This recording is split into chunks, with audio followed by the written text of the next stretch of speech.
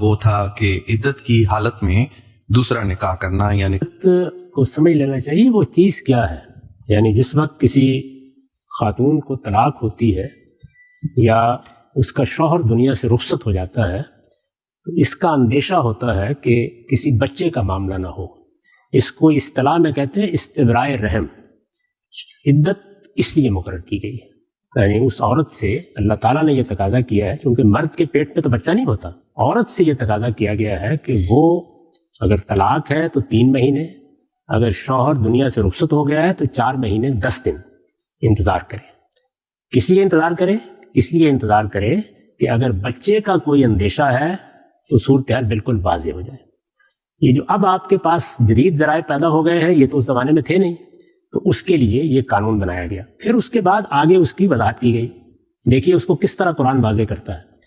یہ سوال پیدا ہوا کہ ایک عورت کو طلاق ہوئی ہے یا اس کا شوہر دنیا سے رخصت ہو گیا ہے اور 10 دن کے بعد بچہ پیدا ہو گیا، تو اب کیا وہ پھر بھی 4 مہینے 10 دن عدت گزارے گی؟ تو فرمایا نہیں، کوئی ضرورت نہیں، بس ختم ہو گیا معاملہ. جس مقصد کے لیے پابندی لگائی گئی تھی اب اس میں کوئی شبہ کا امکان باقی نہیں رہا. تو اس لیے فرمایا کہ جب وضع حمل ہو گیا تو عدت بھی ختم ہو گئی. پھر یہ سوال پیدا ہوا، اور یہ سب قرآن میں ہے، یہ سوال پیدا ہوا کہ اگر کسی عورت کے ساتھ شوہر کی ملاقات ہی نہیں ہوئی تو اس میں کیا ہوگا؟ چنانچہ یہ سوال اس وقت بہت شدت سے مدینے میں پیدا ہو گیا جب اللہ تعالیٰ نے سیدہ زینب سے رسول اللہ کی شادی یا نکاح کا اعلان کر دیا طلاق کے فوراً بعد. تو یہ سوال پیدا ہوا کہ یہ کیسے ہو گیا؟ عدت تو ابھی گزری نہیں. تو فرمایا کہ کبھی ملاقات ہوئی نہیں تھی، ملاقات اگر ہوئی نہیں ہے تو کوئی عدت نہیں.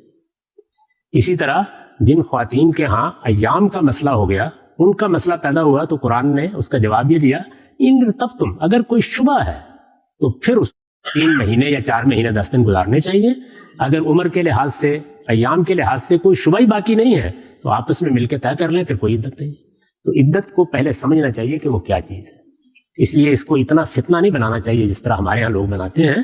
یہ میاں بیوی کے درمیان طے ہونے والا ایک معاملہ ہے، اور اس کا اصول وہی ہے جو میں نے آپ کو بتا دیا کہ اگر عورت کے بارے میں پورا اطمینان ہے، فریقین مطمئن ہے، طلاق دینے والا شوہر بھی مطمئن ہے، باقی لوگ بھی مطمئن ہیں کہ کوئی بچے کا امکان نہیں ہے، تو پھر کوئی عدت نہیں.